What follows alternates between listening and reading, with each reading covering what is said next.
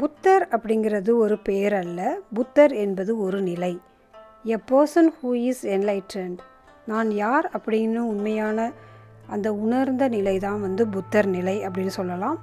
So வாங்க புத்தருடைய இடத்துலையே போயிட்டு அவர் ஞானம் அடைந்த அந்த ஆனாபானசதி உருவான அந்த இடத்த நிற்பாங்க. சரணாம் கச்சாமி சங்கம் சரணாம் சப்தேத்யோ காஜந்து சப்பர்க விநாசக மாதவிதாம் பரசுராண பாவன சதா சக்தி. Hi friends, welcome to Maha channel Maha be positive. So இன்றைக்கி என்ன இடத்துக்கு வந்திருக்கோம்னா பீகாரில் இருக்க புத்த கயாவுக்கு வந்திருக்கோம். ஸோ இந்த வீடியோவில் நம்மளுடைய புத்தர் கயாவிலேருந்து எல்லா இன்ஃபர்மேஷனும் நீங்கள் பார்க்கலாம் வாங்க. பீகாரில் இருக்கிற மகாபோதி டெம்பிளுக்கு தான் இன்றைக்கி நம்ம போக போகிறோம். ஸோ என் கூட சேர்ந்து நீங்களும் அந்த டெம்பிளை இன்றைக்கி பார்க்கலாம். ஸோ புத்தருடைய பிறந்த ஊர் நேபாளாக இருந்தால் கூட அவர் பீகாரில் இருக்கிற இந்த பிளேஸில் தான் ரொம்ப வருஷங்கள் இருந்திருக்காரு. அதுக்கப்புறம் அவர் என்லைட்மெண்ட் ஆனதும் பீகாரில் தான், புத்த கயாவில் தான். ஸோ அதையும் இன்றைக்கி அந்த பிளேஸெல்லாம் நம்ம பார்க்க போகிறோம். அவர் பாடி வெக்கேட் பண்ணது உத்தரப்பிரதேஷில் வெக்கேட் பண்ணார். ஸோ இன்றைக்கி வீடியோவில் புத்தர் பற்றி நிறைய இன்ஃபர்மேஷனும் அவருடைய கொள்கைகள் பற்றி விஷயங்களும் பார்க்கலாம். அந்த கிரேட் ட்ரீயையும் நம்ம பார்க்க போகலாம். அவர் உட்காந்து மெடிடேஷன் பண்ணி அது மூலமாக என்லைட்மெண்ட் கிடச்ச அந்த மரத்தையும் இன்றைக்கி நம்ம பார்க்க போகிறோம். ஸோ கிளம்புறதுக்கு முன்னாடி நல்லா சாப்பிட்டுட்டு ஃபுல்லாக கைட்லலாம் கேட்டுட்டு என்னென்ன விஷயங்கள்லாம் நம்ம பார்க்கணும். இங்கே நிறைய டெம்பிள்ஸ் இருக்குது. ஸோ அதெல்லாம் அந்த இன்ஃபர்மேஷன்லாம் அவங்கள்ட்ட கேட்டுட்டு காலையிலே ரொம்ப எக்ஸைட்மெண்ட்டோடு நான் கிளம்பிட்டேன். இன்றைக்கி ரொம்ப ரொம்ப ஸ்பெஷலான நாள் பௌர்ணமி. புத்தர் பௌர்ணமி, அதாவது இந்த வைகாசி மாதத்தில் இருக்க பௌர்ணமி அன்னைக்கு தான் அவர் பிறந்தார். அவர் என்லைட்மெண்ட் ஆனதும் ஞானம் அடைந்த நாளும் பௌர்ணமி தான். அதே மாதிரி அவர் பாடி வெக்கேட் பண்ண நாளும் பௌர்ணமி தான். ஸோ அதனால தான் அந்த பௌர்ணமியை புத்த பௌர்ணமி அப்படின்னு சொல்லிட்டு, புத்த பௌர்ணிமா அப்படின்னு சொல்லிட்டு நார்த் இந்தியாவில் செலிப்ரேட் பண்ணுறாங்க. ஸோ அந்த பௌர்ணமி அன்னைக்கு நான் அந்த புத்தகையா பார்க்க போகிறத நினச்சி ரொம்ப ரொம்ப சந்தோஷமாக இருக்குது எனக்கு. இந்த இடம் வரைக்கும் என்ன அலோவ் பண்ணுறாங்க. நம்ம கார் பார்க் பண்ணிவிட்டு அதுக்கப்புறம் அதுக்கப்புறம் இந்த மாதிரி ஆட்டோ ரிக்ஷா இருக்கு இல்லையா, இந்த மாதிரி ரிக்ஷாவில் தான் நம்ம போகணும். ஸோ ஃபுல்லாக சுற்றி காட்டுறதுக்கு 500 ரூபா கேட்குறாங்க. ஸோ பார்க்கலாம் ஃபுல்லாக எப்படி இருக்குன்னு சொல்லிட்டு. ஸோ கடைசியாக புத்தரோட பூமியில் கால் வச்சிட்டோம். புத்தர் பிறந்தது யூபி, நேபாள். புத்தர் பிறந்தது நேபாள். கபிலவஸ்து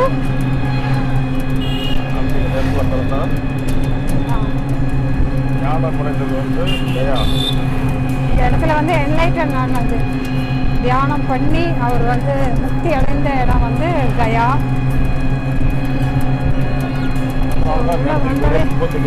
அதனால இந்த இடத்தோட பேர் புத்த கயா அப்படின்னு சொல்கிறோம். ஸோ இந்த இடத்துக்குள்ள வந்தாலே மான்ஸு, கோயில், குஷிநகர்,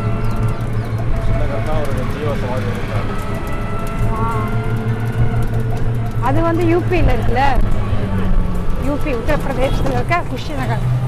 அதில் தான் ஒரு சமாதி அடைந்த இடம். அது நேபாள், பீகார், உத்தரப்பிரதேசம், அதுக்கப்புறம் பார்த்தீங்கன்னா நேபாள் அண்ட் பீகார். இந்த 3 ஸ்டேட்லேயுமே பார்த்தீங்கன்னா புத்தர் ஃபுல்லாக அந்த இடத்துல இதாக இருக்காரு. மூணுமே பக்கத்து ஸ்டேட்டு. ஸோ இந்த 3 ஸ்டேட்லேயும் தான் அவர் நிறைய பேரை பார்த்து நிறைய பேருக்கு அவருடைய ஞானத்தை வழங்கி நிறைய சிஷ்யர்கள் உருவாக்கினார். அதுக்கப்புறம் அந்த சிஷ்யர்கள்லாம் உலகம் ஃபுல்லாக இன்றைக்கி புத்த மதம் பெருகி இருக்கிறது. ஸோ நாங்கள் வந்திருக்க கிளைமேட்டும் பார்த்திங்கன்னா செம்ம ஃபண்டாஸ்டிக் கிளைமேட். வெயிலும் இல்லை, குளிரும் இல்லை, எல்லாம் மிடிலாக இருந்தது. நான் புத்தருடைய கொள்கைகளை கண்டிப்பாக இந்த வீடியோவில் நிறைய இடத்துல சொல்கிறேன். நான் மிடில் பாத் அப்படிங்கிறத தான் ஃபாலோ பண்ணணும் அப்படின்னு சொல்லுவார் அவர். ஸோ அந்த மிடில் பாத்தில் என்ன அப்படிங்கிறத நான் ஒரு சில விஷயங்கள் நான் அந்த வீடியோவில் நான் சொல்கிறேன்னா, ஜஸ்ட்டு கண்ணில் பார்க்குறதுக்கே ரொம்ப நாள் வெயிட் பண்ணிட்டு இருந்த ஒரு பிளேஸ். ஸோ எல்லா இடத்துலையும் பார்த்தீங்கன்னா டூரிஸ்ட் வந்து நிறைய பேர் இருக்காங்க, முக்கியமாக ஃபாரினர்ஸ் இருக்காங்க. நிறைய கண்ட்ரீஸில் இருந்து நவம்பர், டிசம்பர், ஜனவரி, ஃபெப்ரவரி அந்த 4 months பார்த்திங்கன்னா நிறைய கண்ட்ரீஸில் இருந்து மெடிடேஷன் பண்ணுறதுக்காக இந்த பிளேஸ்க்கு வந்து வருவாங்க. ஸோ பீகார் கவர்மெண்ட் வந்து ரொம்ப சூப்பராக வந்து எல்லாமே நல்லா ஆர்கனைஸ் பண்ணி வச்சுருக்காங்க. ஷாப்ஸ்லாம் பார்க்கவே அவ்வளோ பியூட்டிஃபுல்லாக இருக்குது. சைடில் எல்லா ஃபெசிலிட்டிஸுமே இங்கே இருக்குங்க. இந்த மாதிரி ட்ராவல்க்கு, உங்களுக்கு ஃப்ளைட்டுக்கு, அதுக்கப்புறம் ஆட்டோ ரிக்ஷா, ரிக்ஷா எல்லாமே அவைலபிளாக இருக்குது.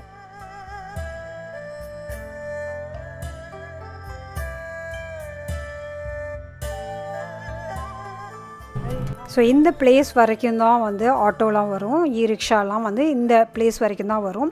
ஸோ அங்கே தெரிகிற அந்த கோபுரம் தான் வந்து புத்தரோட புத்தகயா கோயில். ஸோ இதுக்கு உள்ளே தான் நம்ம போக போகிறோம். ஸோ போகிறதுக்கு முன்னாடி நிறைய விஷயங்கள் பார்க்க வேண்டியது இருக்குது. ஸோ அதெல்லாம் நம்ம வந்து பார்க்க போகிறோம். வாங்க.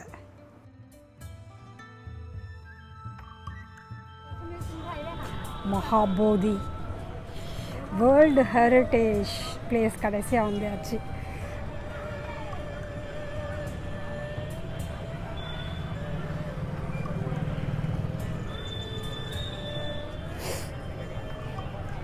ஸோ ஹெல்ப் டெஸ்க்லாம் இருக்குது. நம்ம டூரிஸ்ட்டாக வரப்போ வந்து என்னென்ன விஷயங்கள்லாம் பார்க்கணும் அப்படிங்கிறதெல்லாம் வந்து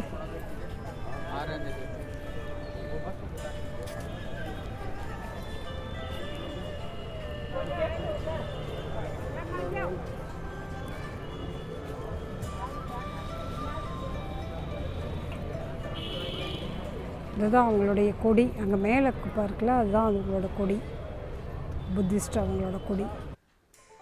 ஸோ இந்த இடத்துல வந்து நம்மளுடைய எலக்ட்ரானிக் ஐட்டம்ஸ் எல்லாத்தையும் வந்து நம்ம சப்மிட் பண்ணிடணும். நம்ம பேக்ஸ் எல்லாமே இங்கே கொடுத்துடலாம். இல்லை ஃப்ரீ சர்வீஸ் தான் கொடுக்குறாங்க. நம்ம கேமரா மட்டும் அலோவ் பண்ணுறாங்க, அதுக்கு மட்டும் நம்ம பே பண்ணணும். ஸோ இங்கே நீங்கள் என்ன பண்ணணும் அப்படின்னா, இந்த இடத்துக்கு போகிறப்பவே ஒரு மைண்ட் செட் வச்சுக்கோங்க. எலக்ட்ரானிக் ஐட்டம்ஸ் மட்டும் இல்லை, நம்மளுடைய எக்ஸ்டர்னல் மெட்டீரியலைஸ்டு விஷயங்கள்லாம் இருக்குல்ல, எல்லாத்தையும் இங்கேயும் விட்டுட்டு போயிடணும். Here our inner journey starts. You can feel that positive energetic vibes through silence.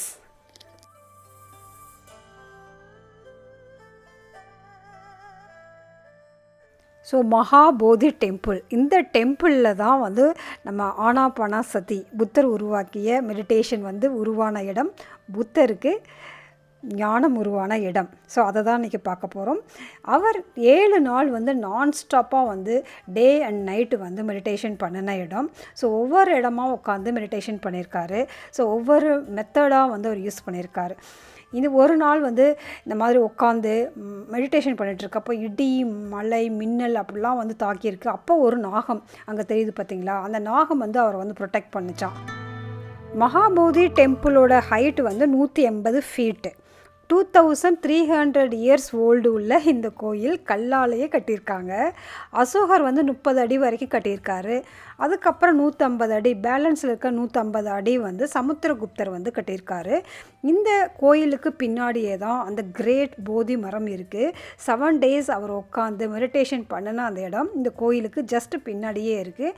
So அதை பார்க்குறதுக்கு தான் அடுத்து நம்ம போக போகிறோம்.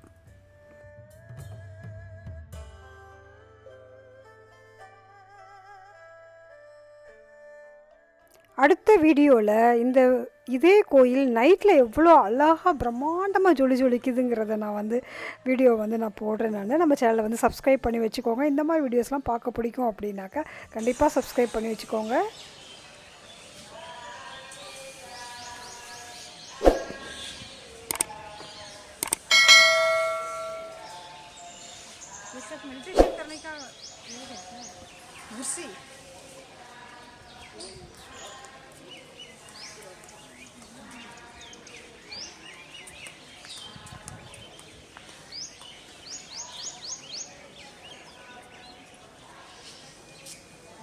The fourth week meditation place.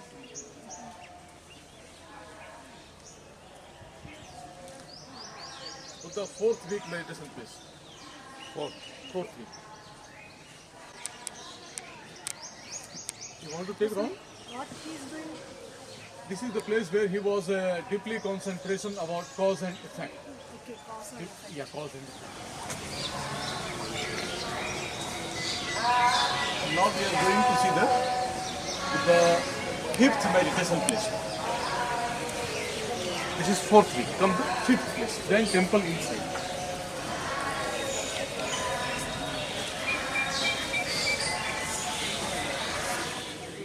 Temple உள்ளர புத்தருடைய மிகப்பெரிய ஒரு சிலை இருக்குது. அப்படியே தங்கத்தாலே அப்படியே ஜொலிச்சிட்டு இருக்கிறது.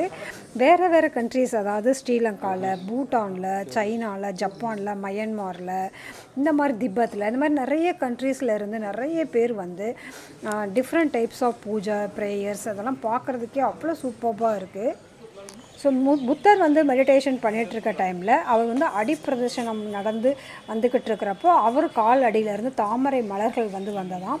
ஸோ அதை வந்து மைண்ட்ஃபுல்னஸோட எந்த ஒரு ஆக்ஷன் செய்கிறப்பவும், ஃபோக்கஸாக எந்த ஒரு ஆக்ஷன் செய்கிறப்பவும் வந்து நம்ம ஞானம் பெறலாம் அப்படிங்கிறத வந்து புத்தர் வந்து சொல்லியிருக்கிறாரு. ஸோ மைண்ட்ஃபுல்னஸ் மெடிடேஷன் அப்படிங்கிறது வந்து நம்ம ஆனாபானசதிக்கு வந்து இன்னொரு பேரும் சொல்கிறாங்க. ஸோ இந்த மெடிடேஷன் என்னத்தை சொல்லுதுன்னா, நம்ம ப்ரீத்திங்கை மைண்ட்ஃபுல்னஸாக செய்கிறதும் சரி, நம்ம எந்த ஒரு ஆக்ஷன் லிவ் இன் த ப்ரெசண்ட்டாக இருக்கும்போதும், மைண்ட்ஃபுல்னஸோடு இருக்கும்போதும் ஞானத்தை அடைகிறதுக்கு அதுவும் ஒரு வழி அப்படிங்கிறது புத்தருடைய முக்கியமான ஒரு கொள்கை.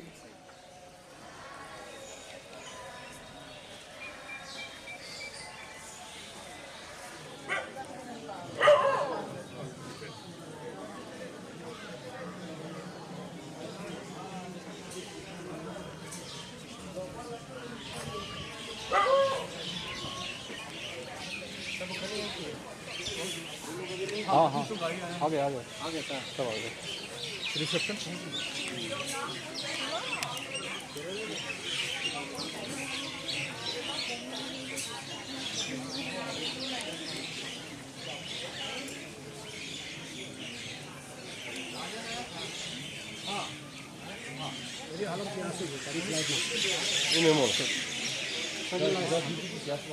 இதுதான் அந்த கிரேட் போதி மரம். புத்தர் உட்காந்து மெடிடேஷன் பண்ணி அவருக்கு ஞானம் அடைந்த அந்த போதி மரம்.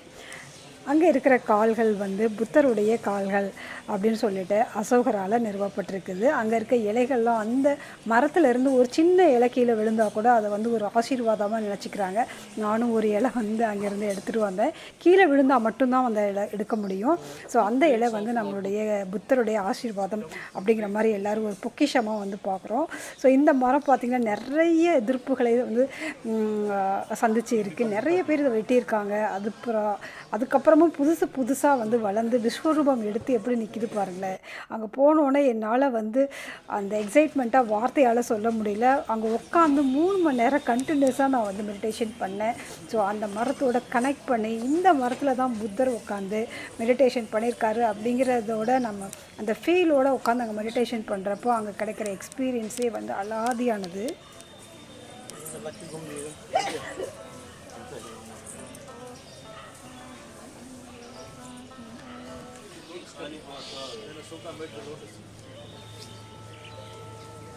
And this was made by the British. This lotus.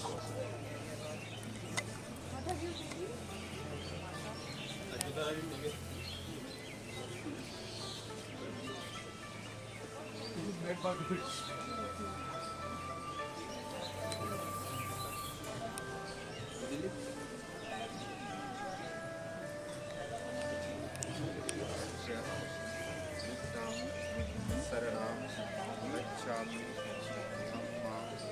शरणाम गच्छामि संघं शरणाम शब्देभ्यो योगाचर सब वर्ग विनाशक माते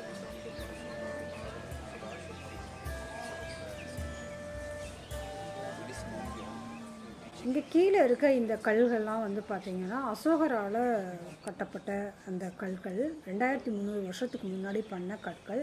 இதெல்லாம் வந்து ஒரிஜினலாக வந்து அப்போ யூஸ் பண்ண அதே கல் தான். மேலே இருக்க கல்லெல்லாம் இருக்கு இல்லையா, அந்த மேலே பூ போட்டு வச்சுருக்காங்கல்ல, இதெல்லாம் அதோட ரெப்ளிகா இப்போ லேட்டஸ்ட்டாக பண்ணியிருக்காங்க. ஸோ இதை பார்க்குறப்ப வந்து பார்த்திங்கன்னா பிரம்மாண்டத்தோடைய உச்சம் அப்படின்னு சொல்லலாம். உலகத்திலே ரொம்ப அழகான கோயில்களில் வந்து இதுவும் ஒரு கோயிலாக கண்டிப்பாக வந்து இருக்கும். அது இல்லாமல் ரொம்ப ரொம்ப ஹோலியஸ்ட் ஒரு பிளேஸ் அப்படின்னு சொல்லலாம். டிஃப்ரெண்ட் கண்ட்ரீஸ்லேருந்து இங்கே வந்து மியூசிக் மூலமாக, எக்ஸசைஸ் மூலமாக, சாண்டிங் மூலமாக, ப்ரேயர்ஸ் மூலமாக நமக்கு என்லைட்மெண்ட் நடக்காதா அப்படின்னு சொல்லிட்டு நிறைய பேரோட எக்ஸ்பெக்டேஷன் இருக்குது. பட் மெடிடேஷனுக்கு உட்கார்றப்போ வந்து எந்த எக்ஸ்பெக்டேஷனும் இல்லாமல் ஜஸ்ட் சரண்டர் டு அவர் காற்று, மூச்சு காற்று. அந்த ப்ரீத்திங்க்கு வந்து நம்ம வந்து குருவாக, நம்மளுடைய குருவே வந்து மூச்சு தான் அப்படின்னு நினச்சி நம்ம சரண்டர் ஆனோம்னா என்ன நடக்கணுமோ அது நேச்சுரலாக வந்து நடக்கும். ஸோ புத்தர் சொன்ன அந்த 8 கொள்கைகளில் right understanding, right thought, right speech and right action, right livelihood and right effort and right mindfulness and right concentration, அதுதான் லைஃப்க்கு ரொம்ப முக்கியம். புத்தருடைய மிடில் பாத் அப்படிங்கிறதும் வந்து ரொம்ப ரொம்ப முக்கியம். எதுலேயுமே இந்த எக்ஸ்ட்ரீமும் போகக்கூடாது, அந்த எக்ஸ்ட்ரீமும் போகக்கூடாது, ஒரு மிடில் பாத் இருக்கணும். அப்போ தான் வந்து லைஃப்பை வந்து பேலன்ஸ் பண்ண முடியும். அப்படிங்கிறது புத்தருடைய முக்கியமான கொள்கைகளில் ஒன்று. ஸோ இந்த வீடியோ பிடிச்சா லைக் பண்ணுங்கள், உங்கள் ஃப்ரெண்ட்ஸ் கூடயும் ஷேர் பண்ணிக்கோங்க. Be positive, stay happy always. So இந்த மாதிரி ட்ராவல் விலாக்ஸ்லாம் பார்க்க பிடிக்கும் நம்ம சேனலை வந்து சப்ஸ்கிரைப் பண்ணி வச்சுக்கோங்க. வீடியோவில் உங்களுக்கு என்ன விஷயம் பிடிச்சிது அப்படிங்கிறத மறக்காமல் கமெண்ட்ஸில் போடுங்க.